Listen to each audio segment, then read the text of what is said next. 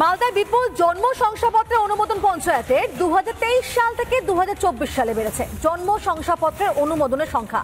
গত এক বছরে অনুমোদিত জন্ম শংসাপত্র বেড়ে 11,692টি হয়েছে। তদন্তের নির্দেশ দিয়েছে জেলা মুখ্য স্বাস্থ্য আধিকারিক। রাজ্য সরকার অনুপ্রবেশকে মদত দিচ্ছে, যেখানে অনুপ্রবেশকারীরা তৃণমূলের ভোট ব্যাংক, পাল্টা তোপ দেখেছে বিজেপি।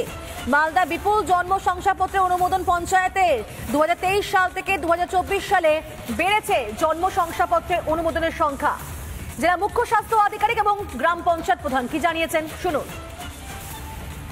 প্রচুর ডিলেড রেজিস্ট্রেশন আছে, বিওমোইজদের এখন অ্যাপ্রুভাল করা হয়েছে। বিওমোইজরা যে পর্যায় থেকে অ্যাপ্রুভ করতে পারেন তারও ব্যাকলগের প্রচুর রিকুইশন তার কাছে এসে চলে এসেছে, যেটা আসার কথা নয়।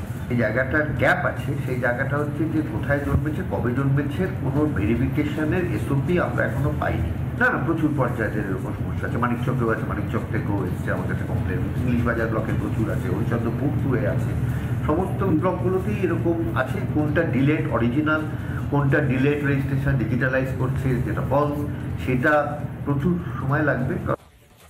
একটা আতঙ্ক ঢুকে গেছে মানুষের মধ্যে। এই এসআই বলতে যে জন্ম সার্টিফিকেটগুলো করছে আমাদের পঞ্চায়েত থেকে হচ্ছে, এরা অনেকেরই জন্ম সার্টিফিকেট নেই। যাদের যেমন 45 বছর হয়ে গেছে, 46 বছর হয়ে গেছে, ওদেরও জন্ম সার্টিফিকেট নেই। ওরাও করছে, ওই কারণেই আমাদের পঞ্চায়েতে জন্ম সার্টিফিকেটগুলো বেড়ে যাচ্ছে। সরকারি কাগজ মেনেই ওরা আসছে, আমরা ওগুলোই দেখছি। ওরা নিজে থেকে আমরা কোনো সংসদপত্র দিচ্ছি না। রাজ্য সরকার অনুপ্রবেশকে মদত দিচ্ছে, অনুপ্রবেশকারীরাই হচ্ছে তৃণমূলের ভোট ব্যাংক, পরিষ্কার বলছে বিজেপি নেতৃত্ব।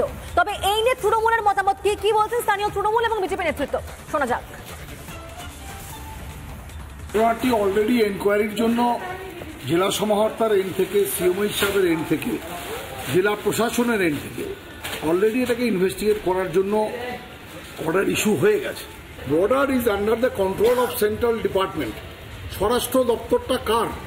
স্বরাষ্ট্র দপ্তরের অমিত শাহজি কি ঘুমোচ্ছেন যে তার নাকের ডগা দিয়ে অনুপ্রবেশ হয়ে যাচ্ছে? অনুপ্রবেশ যদি বাংলায় হয়ে থাকে তার জন্য দায়ী বিজেপি সরকার, কেন্দ্র সরকার এবং কেন্দ্রীয় মন্ত্রী স্বরাষ্ট্রমন্ত্রী। আজকে মালদার বর্ডার এলাকায় যে সমস্ত তৃণমূল নেতৃত্বে পঞ্চায়েত প্রধানরা আছে, তারা এখন শংসাপত্র দিচ্ছেন, লাফিয়ে লাফিয়ে বাড়ছে। হঠাৎ করে এখন এটা দেওয়ার কেন প্রবণতা বাড়ছে? স্বাস্থ্য দপ্তর জানে, স্বাস্থ্য দপ্তর জানার পরে বলছে আমরা তদন্ত করছি, অনলাইন ব্যবস্থা আছে, কোথাও ত্রুটি থাকতে পারে।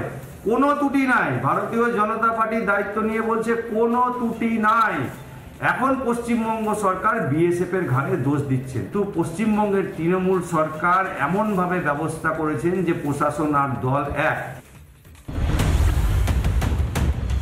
তৃণমূল এই মুহূর্তে কি অবস্থার মধ্যে রয়েছে? তৃণমূলের তো এমনি সংবিধান নেই, নীতি আদর্শর বালাই নেই, মিক্সড ফ্রাইড রাইস, মানে ধান্দাবাজ, দুর্নীতিগ্রস্ত।